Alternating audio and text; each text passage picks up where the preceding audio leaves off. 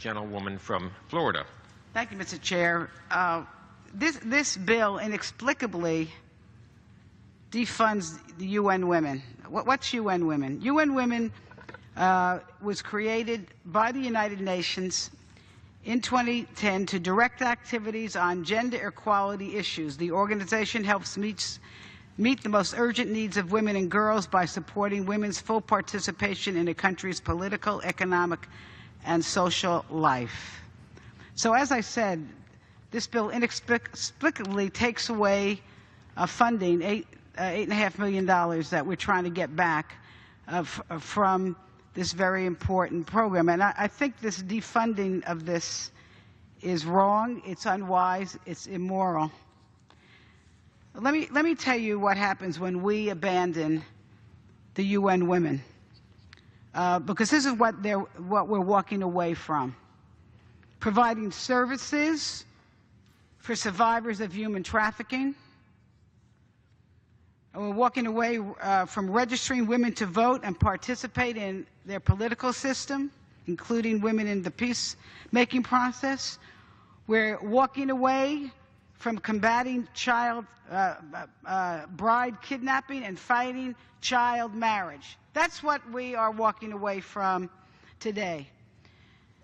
You know, I know we have a lot of issues in this country. We've been battling the hurricanes, and I know our hearts go out to all those impacted.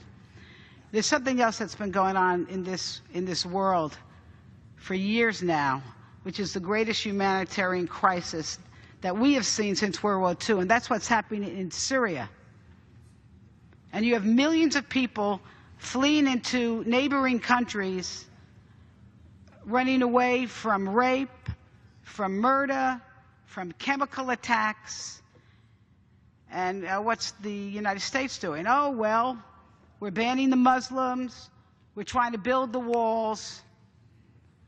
While we have great allies like Jordan, for example, who have now taken in over 1 million Syrian refugees, including this very young girl who was at a program that I had an opportunity to visit when I was in Jordan, at a facility run by the UN Women, where they are working with women to give them skills, to teach them. This young girl fled her home in Syria under rocket fire, leaving her family, her brother killed, and fleeing to Syria, to Jordan, where she's now learning to be a journalist. We're defunding programs like that in this bill.